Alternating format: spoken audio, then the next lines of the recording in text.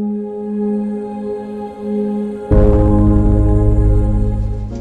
morning, everybody. Good morning. Thanks everyone to coming today, and I also would like to thank for those who are following us through the internet and Facebook.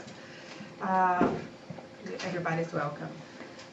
So today we're going to talk about living in society as a spiritist, a very interesting and important topic that will be presented to us by our friend Marcio. And we're going to start with our friend Juliana that's going to do our initial reading. Thank you. Morning, everyone. Morning. So I'm reading a message from Happy Life from Divaldo de Freitas and Joana de Angelis. Examine your conscience whenever possible and as often as possible. Many complaints will disappear if the complainer analyzed his own behavior better. We always see the problem in the other person and the error stamped on the other person's face. Normally, when someone creates problems and obstacles, he is creating to your conduct, to the way you expressed yourself or the way you acted. Have the courage to examine yourself more severely, recalling attitudes and words. As you discover errors, hurry to correct them. Find the person that you hurt and make it up to him.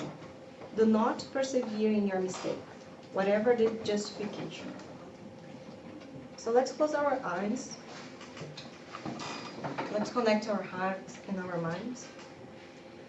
And let's be thankful for this moment, for all the blessings that we are receiving during this time here, and the opportunity to be here to learn and share, and get ourselves fulfilled with the good that we need to develop in our inner transformation. And we ask our masters and mentors to bless our speaker today, which is Marcio, so then we can learn more from his lecture as well. Thank you so much for everything, and so be it.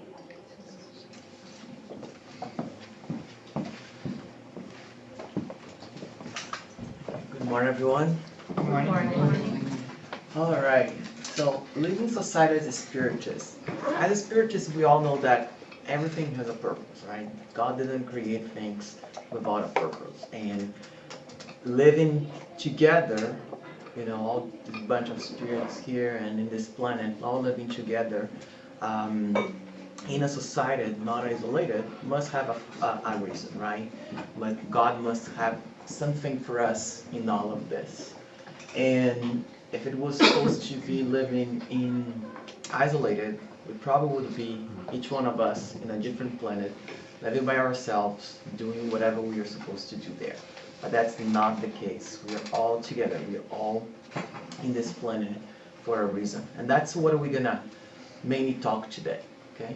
Our lecture is all based on the chapter that talks about the law of society in the Spirit's book. And in that chapter they talk a little bit about the isolation, what is the consequences and reasons for living in isolation. But what we're going to do is focus everything on why we live in society and how to live in society. So we're going to skip a little bit that part of the isolation. If you have questions about it, please go ahead and read the chapter. It talks a little bit more about that. Okay. So before we go and we talk about the Spiritist bill, let's quickly see what the Google dictionary tells us about what society is, right? So it says that society is the aggregate of people living together in more or less ordered community. So on this definition, I want to start with two things here. The people living together. So when you think people living together, what happened? Fight, right?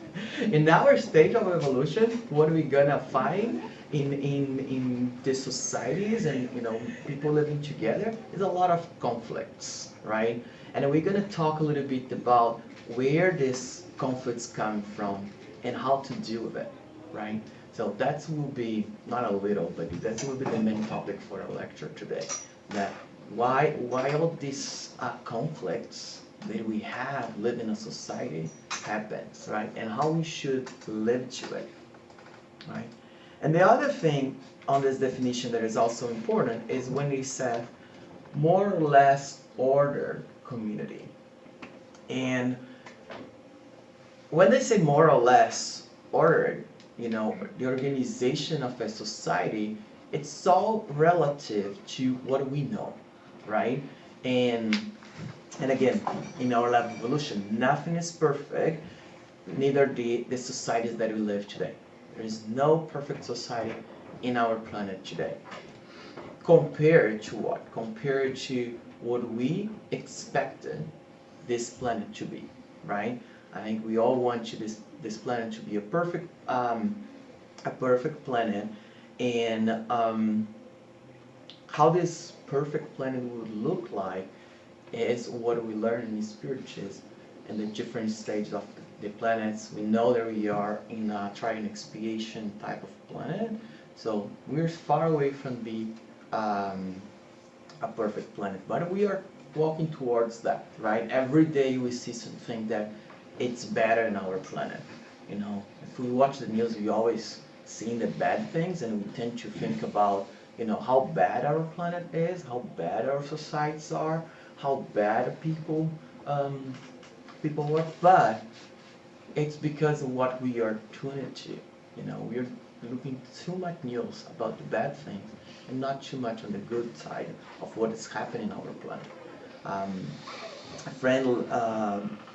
A friend brought me a book that talks about exactly about that. We look so much on the bad side, and with very old information, we keep having some data sets that is old, and then this book shows us how much good is our planet compared to 50 years ago. 50 years ago, we're much better.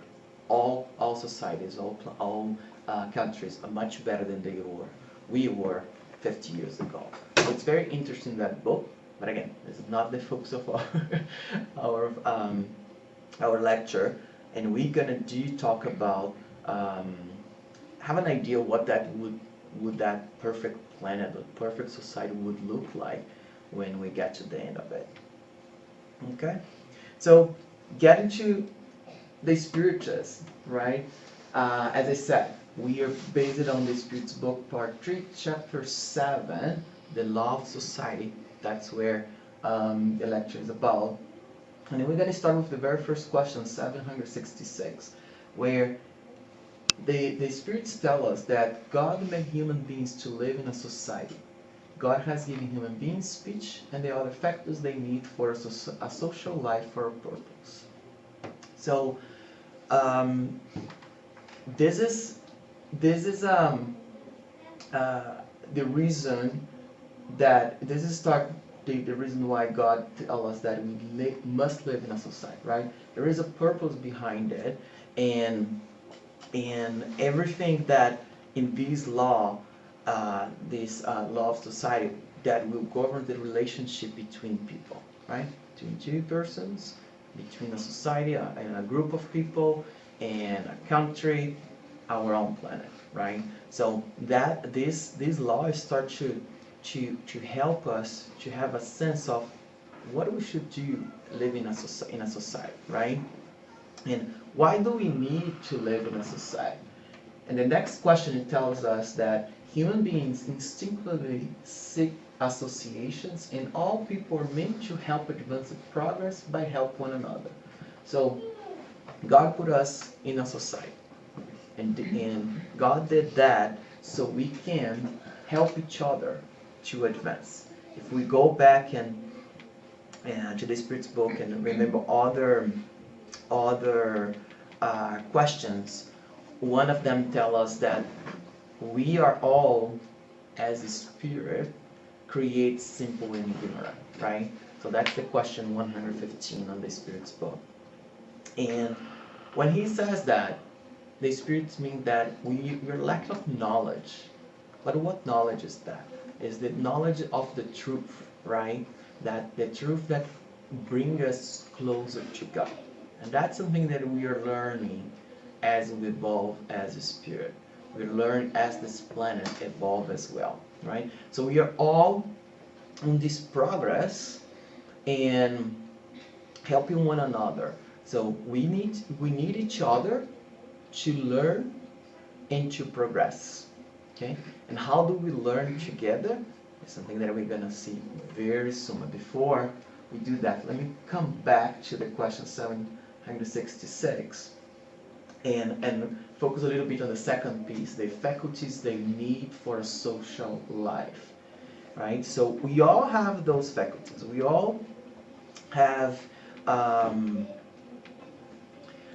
different skills, different abilities, different capabilities that it's given to us to help each other. So we have those faculties, and we are not perfect, so we need to evolve. We need to develop those faculties as well.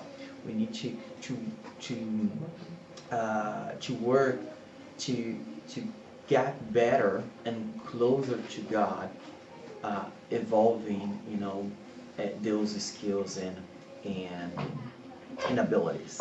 But how we do that is what we get on the question 768, right? Human must progress, that's the law. They cannot do it alone because they do not possess all faculties and need contact with other humans. They become animal-like and stud when isolated.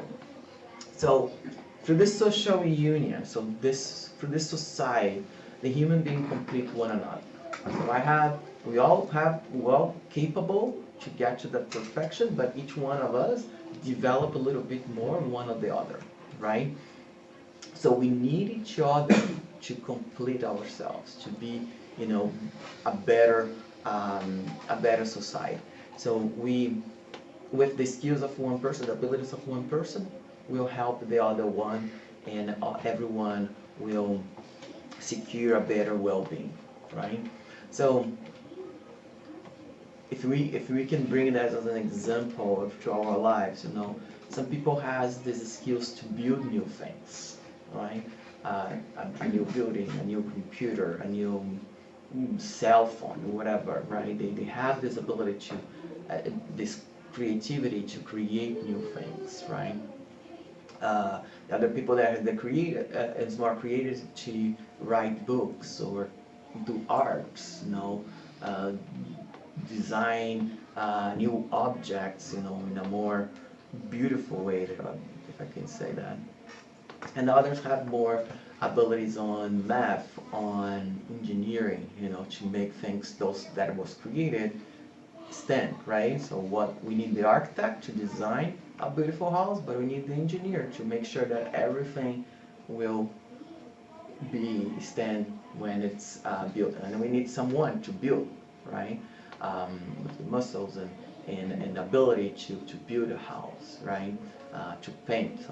I might go and renovate my house and have a guy painting the house. I was surprised how, without putting those tapes on the top, he just stopped in the right place, and I was, oh my God, I would never do that, never. Mine would be a mess, a real mess. So, in summary, what the Spirit is telling us that we need each other to help grow those abilities, And we're talking about things that we can learn, but it's also applicable for our moral, right?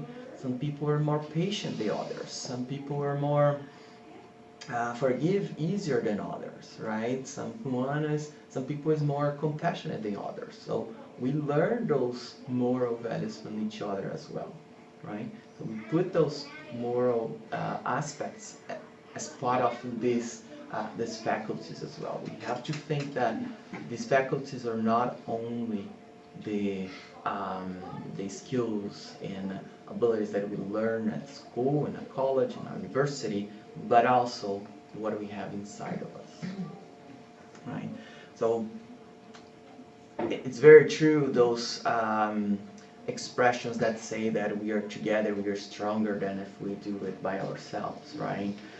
So we're gonna get better as a society if we start to see what the other person has, goodness in the other person, instead of just pointing fingers for the mistakes and errors of others, right? And we need to make sure that we don't think that there is any weak person or useless person in this planet. God created everybody with a purpose, right? Every single person incarnated today, there is a purpose in life, a purpose for this planet to be a better planet. We may not understand it. We may not know exactly what God wants at this stage that we are. But God wants us to be happy, right? God wants us to be perfect, right? And all of that is relative to where we are right now, the type of planet that we are, right? And we can learn more about this need for work on the chapter that talks about the law of labor, right? Because it seems that different laws, if I'm not wrong, there's 10 laws, and each law, they complement each other, right? The law of society, we need that because you all need to work together. So we have the law of labor. The law of labor is required because the labor is what enables us to progress. That's the law of progress. So somehow all these laws get all together in one thing, that is charity, is working together, is being connected as one single society, one single family. It's not about my own family, my own neighbor, my own city, my own country. It's about the entire humanity, that we are all connected, right? So at the end, charity, love, and justice, right? The law that combine all of them together, right? But then we need to live in a society. We need to all live together. But all of this started in one place, and that's home. In this book, Jesus in the Home, Peter asked Jesus about where how to survive in a society as we have, etc. And then Jesus tells one thing that is very important. He says, the home is a school for souls, the temple where divine wisdom gradually enables us to understand humankind more fully. So in this book, Jesus starts to compare the family to how we serve a food in a lunch or dinner, in a meal, right? How do we do that? We need to cook. We start cooking, right? We have to prepare all the food. It doesn't. If you and I serve, I don't know, beans, what you have to do? You have to put the beans there in the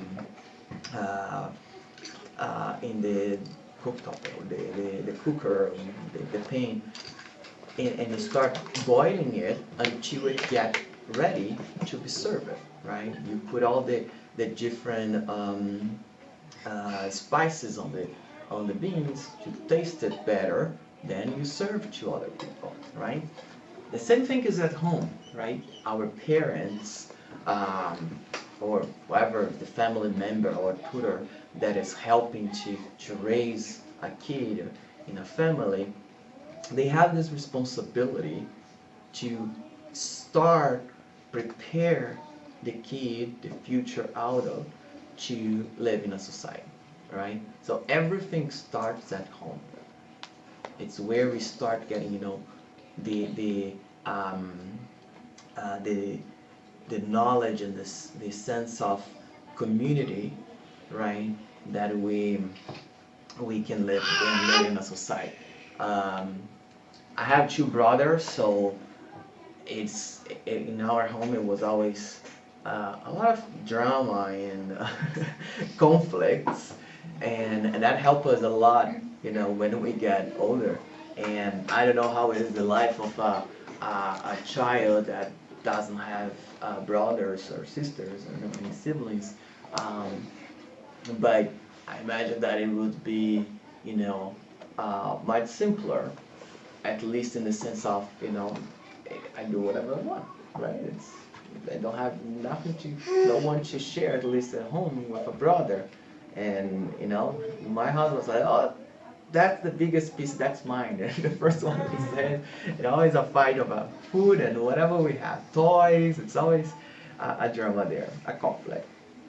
But that helped us to learn a little bit more about how to live in a society, how to live around other people, and I'm not sure if I learned all the lessons about sharing, but something I got it. Right? So everything started at home, and that's the importance of our families. And we have to remember that those families didn't start when we incarnate, right? And the Gospel according to Spiritist on the chapter 4, I think 18, talks about the family ties, right?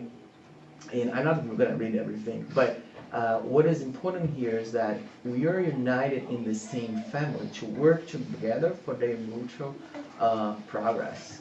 So that sense of community, that sense of society start there at home, right? And we are united with those families, starting there in the spiritual world by affection, by sympathy, by similar goals, right? And then with those spirits that we are familiar with, we are connected, we incarnate together, right?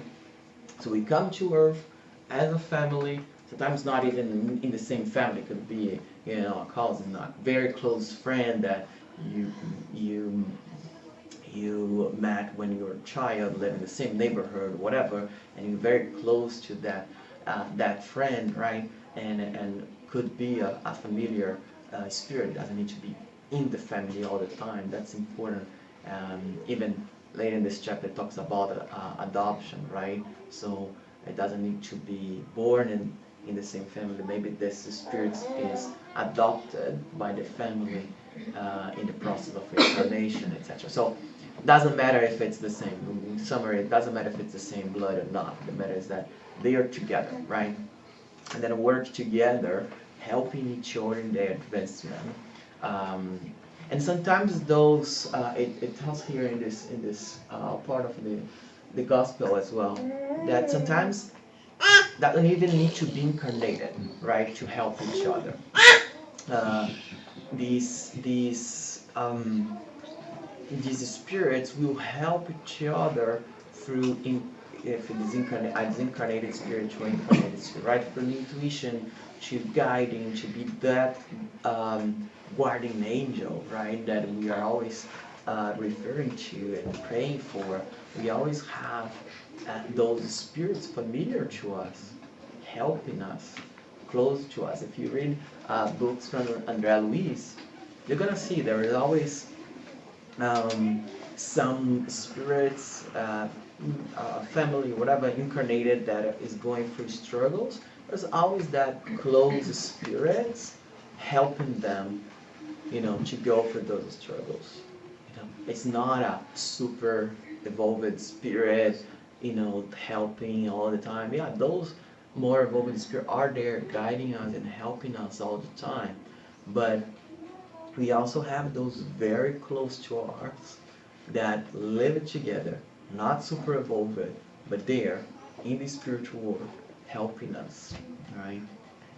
Be a grandfather, a grandmother, that already disincarnated. Could be an uncle, a brother that is incarnated at a young age, and then, at that time already awake the ability to help, etc. Whatever, right? So we have that. We always so worry about who is my mentor, who is the perfect spirit helping me, but we forgot those closest to us that is there day to day, doing their best to keep us on the right path, right? And in the question 775 on the Spirit's book, that's the last question of the chapter that we are studying in the Law of Society. The Kardec asked, okay, what happens if we start to lose these family ties? And the Spirit answered very straightforward and very clearly that we're gonna be more and more selfish. more than we already own, right?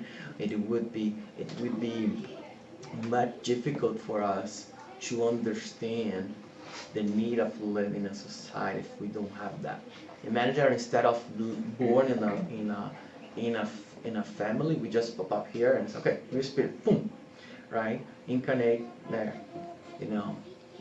What is the tie that connects to each other, right? And these families, I'm sure you guys, if you in your family has a new baby, that new baby is so much loved and you love that so much. No matter if it's yours, if it's I have two nieces and two nephews. I love them, and so much. And since they born, and it doesn't matter if they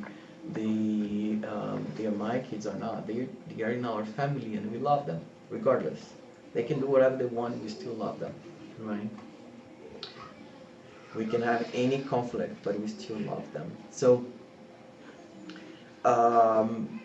that's how everything starts, right?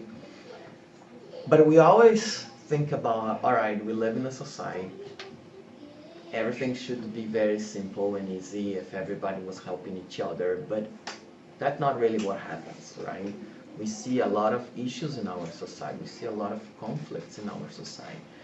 And the question is why we suffer so much with those problems in society, right? And the book, in the Spirit's book, part 4, chapter 1, that's talk about the sorrows and consolation. In question 926, it tells us that the problem for your word are proportional to the artificial ones that you create for yourselves. People who are able to set limits on their desires and see what is above them without feeling envy, spare themselves many disappointments. So what is these artificial wants, right? Is that everything that we say that we need, we want, the more material that stop us to see what we really need. What is our really real purpose here? So get the new iPhone, get a bigger house, get the car of a new car every year. Whatever these material things that we put in ourselves, a new job, I need a new job to be happy. We're putting in things that would drive our happiness. And the problem, it's not a problem. Make it very clear, guys, that it's not a problem to willing all of that. That's totally fine. And we live in a planet that, we need those things. We need a house, right? Who wants here to live when it's minus 40 outside, living the streets? No one, right? So we need those things. It's not the problem. The problem is when we don't put limits. Like people are able to set limits on their desires. So that is where what we need to focus on. How can we live and set those limits to ourselves? Because even the gospel according to Spiritism, chapter 17, called Be Perfect, it tells us on item number 10 that we must live with the people in our time the way that we live here, right? So it's not because we want to be a more evolved spirit that we will not have an iPhone. What is the problem with having an iPhone, right? What we need to learn is how to sacrifice those things when it's required to have a more pure sentiment of what we want to do with those things, right? It's not what this thing means, but what I do with it. Am I doing good use of what we get every day, right? Sometimes we keep comparing ourselves to rich people, to famous people, thinking that they are very happy and because of all the things that they have. But we forget that richness is a very tough trial to go through, right? Because if they don't use, rich people do not use their wealth for the goodness, if they are using only to themselves, they are being selfish, and they will suffer that selfish as well, as we do, right? Whatever I have, what I'm doing with that? Am I using my resources for a good purpose? Or I'm just spending all of this with myself, It doesn't mean that, I never go on vacation anymore. All my money now goes to charity. No, we deserve it. It's part of our life. We work hard, and we have the desire, um, the right, thank you, the right to go on vacation, right, and to rest. We need to recharge. We need that the battery to recharge it, and then there's nothing wrong with that. The problem is what do we do every single day with our lives? How did I get that money? Did I get it working hard, or did I get that going saying bad things about other people in my job and then my work, and then get them fired, and then I got the job that I want? No, that's not the way to do it, right? So it's all about how we do things, and it's only through these it's only through the contact with other people in the society that we can fight this battle against these artificial wants, right? And when we put all of that in the practice of charity, right? And please don't take us, sell everything and go live by charity, because this planet as we said before, this planet should evolve, this planet should be better. We all need to work in our fields, the abilities that we have, to continue building up on this planet, right? There's much more spirits to come and to be part of this planet with us, so we can make it a planet for every single spirit that is here today.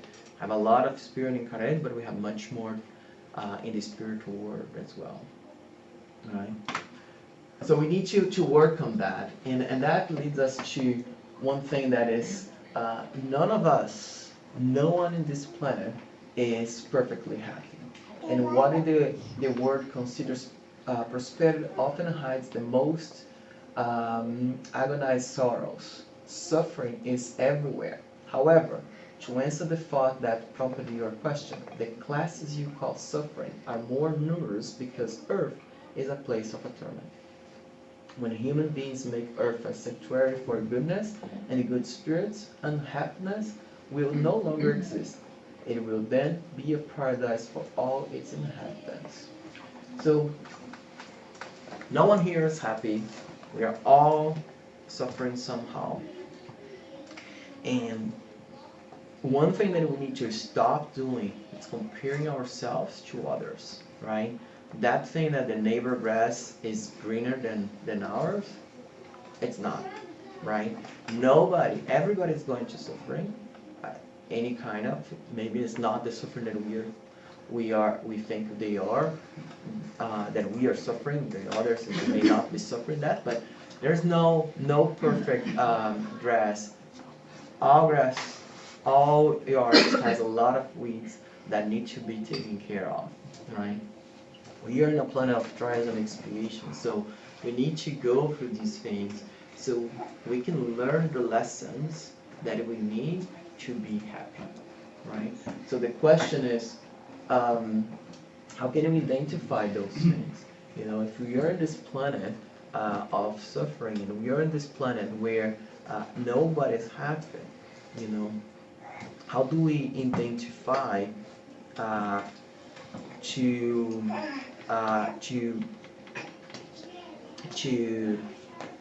what we need to do to grow spiritually and morally? Okay, and then in the question 933, the Spirit's book, it says that people are the actors of their own moral suffering. That's material suffering. It's sometimes independent of their will. So people are suffering because they're not rich. They're poor. They live in a country. There's a lot of poverty, etc. That sometimes is just independent of their will. That's a trial or expiation that they need to have to go through. That's why they are born in there.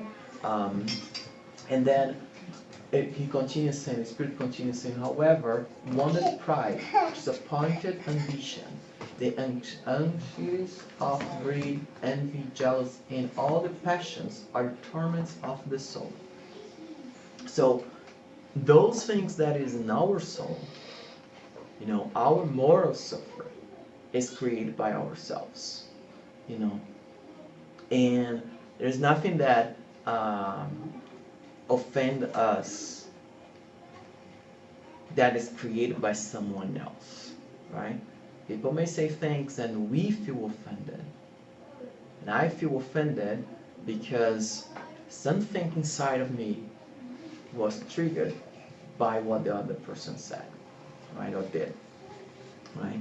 And this is one of the reasons why God put in us societies, right? Living together is because when we go through certain situations or things in life, that we can identify what is the things that we need to correct in ourselves. So instead of we're looking to what the other person did, that was wrong, or I didn't like it, I need to look to myself and say, hey, that person did something that triggers in me a reaction that feels like make me sad, make me unhappy.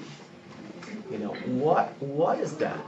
What is this thing that triggers in me because of what someone else did, right? And sometimes the person didn't, just did something without any bad intention, It's in our own expectations that we need to work on. Sometimes we have so high expectation on others, and that's not what they are expecting. They want something. Each one of us are different here, right? So we need to work, and I'm not saying that we should not expect anything from anyone. We should, it's just respect a little bit. Well, not a little, a lot. Let's respect a lot, the other person.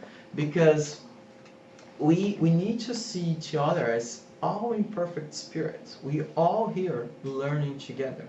So the moment that you can understand that I do things that other people may not like, and I need to work to see, okay, what can I do to be a better person? The other people are doing exactly the same thing, right? They have their own things to work on, imperfections, right? So we need to see each other more like all imperfect spirits, all trying to learn, and expect less the other person to be perfect. We are not perfect. Why don't I expect everyone else around me to be perfect, right? So we need to start looking to ourselves, okay, this person said this to me, and that made me sad. Why? How can I understand inside of me what that feeling is coming from, right? That's why therapy is so good, right? I don't know how many of you guys do therapy, but that's good. Someone to help you to figure it out. That's why in the Gospel according to Spiritism, the chapter 17 again, be perfect. St. Augustine tell us, examine your actions every night. Think about how was your day. Did I did all the good that I could have done that day? In the Spirit's book, again, there's a question. I don't remember the name of the question right now, but it says that we should know ourselves. The moment that I know myself, I can work on things that is not doing well. I'm not doing well. And again, it's with society that we living together. I can see in other people through the relationships that we have how to make it better. And it's interesting that how different we are at home versus at work, at TSS, in a public space, right?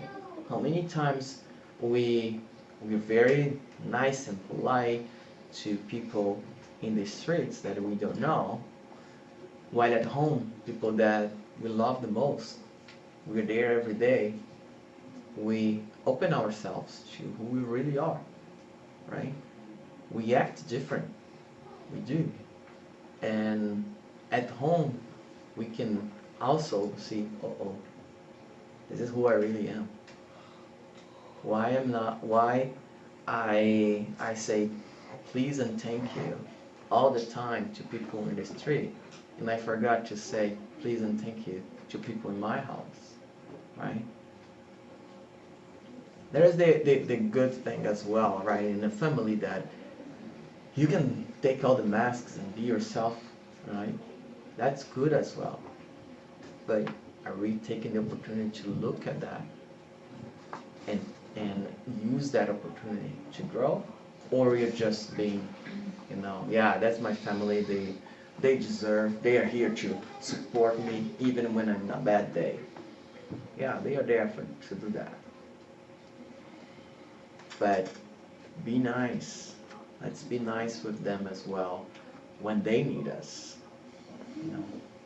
I saw myself sometimes saying, oh, this family member should support me more and more and more, blah, blah, blah, blah, blah, blah. And then I say, well, now that person is needing me and what I'm doing about it, right? So we need to learn how to balance that in our home every day, right? Because at the end, we all suffering, right, as we said. And the key thing, and I keep bringing it in my lectures because this brings me so much consolation, that is, we need to learn how to suffer. Because we're going to suffer no matter what, right? So suffering well is what we need. And in the Gospel according to Spiritism, it tells us that when facing suffering or obstacles, if you are able to place yourself above the situation, but manage to dominate the impulses of impatience, anger, and despair, then you may say to yourself with satisfaction, I was destroyed. Blessed are those who have occasion to prove their faith, firmness, perseverance, and submission to the will of God, because they will have multiplied 100 times the happiness they lacked on earth. For after labor comes repose. So what he says here is that we're going to suffer, yes. We're going to be sad with the situation, yes. We're going to feel frustrated, yes. But then what do we do with that, right? If we don't get despair, anger, impatient with the situation, and we work to fix that, right? It's not that, oh, I have to suffer, so I'm going to stay here suffering, and hopefully someone will come and help me to increase my suffering because that will make me happier when you disincarnate. No. It's the other way around. We need to fight. We need to find ways to get out of that suffering. So if for me, no one here wants to not have a place to live, right? So I will work hard to have a place to live. So I don't need to be in the streets when it's -40. And if for any reason I don't have a place to live, when it's -40, I will look for shelter somewhere, right? And not say, okay, I have to suffer this. So let me get here in -40 and try and see what happens. No, we need to go and fight have this courage, to get what we need to. Even the Gospel according to Spiritism, it says that despair is our fault, and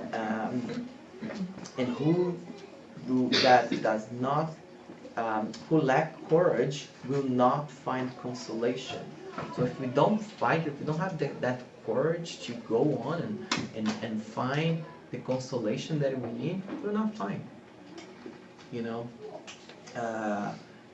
one thing is to suffer, the other thing is to suffer well, because suffering well, we are accepting. We understand that we need that. And we do something about it. Okay? So remember, when you're suffering, it's okay to cry, it's okay to be sad, but we cannot let that take over and stop us to move on, to do what we have to do. And faith is what's gonna help us, you know.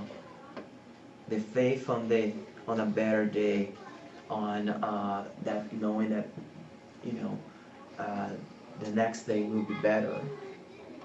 Have the patience that it will come on the right time, but it will come, will help us. You know, suffering well, it's one of the most beautiful lessons that we have. And to finish, I wanna get you to this quote from Chico, which was a great spiritist that brought us so many teachings. He says, "To others I give them the right to be as they are. To me, I give the obligation to be better every day." I think in this quote summarizes everything that I intend to share with you guys today.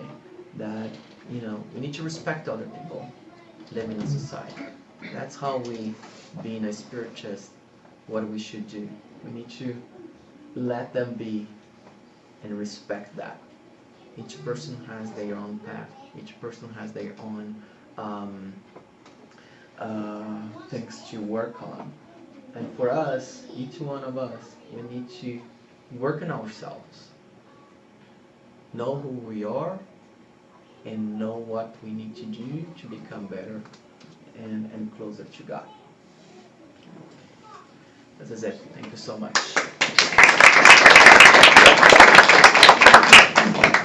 Thank you so much, Marcio. Are there any questions or comments? Anything from the internet? So yeah, I have a quick comment. It's pretty much a summary of what Chico said there and of what you just finalized the lecture. Because we tend to complain too much, right, about the society. Yeah. So, and we can tell our example that most of us here are from Brazil, and we see how much we complain about what our situation there. It's easy to complain and point fingers, right? But no one.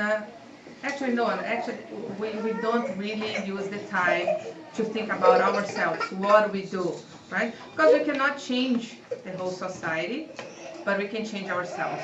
And if everyone starts to do that reflection and change yourself, like ourselves, for sure at the end, the society will be better, or at least closer to what we expect. Right? Of course, we'll not be perfect because we are not perfect yet, but at least we're gonna get closer, right? So I think that's the main point. And to live in a society, we need to start to think about more in ourselves, what we do, what I can make it better, and then the collective result of that. So yeah, and it's interesting that you brought that, because we see a lot in society today, people going to the extreme of everything, right? There's very few there's in the middle trying to, okay, how can we conciliate all the different needs into something that is good for the society in general, instead of, no, I want the in extremes point of views on, let's be this harsher, this loosey in society. So we need to find more of the common sense. Right? Yeah. I think we're losing that. Not right or left, go in the middle. Right, go in the middle. Yeah, we need that more. All right, so thanks everyone from the internet that is following us. And we're gonna be prepared now for the passes, which is a moment. I see many new faces here, but probably many of you guys are familiar with this. But the pass is a moment that we all connected together and pray.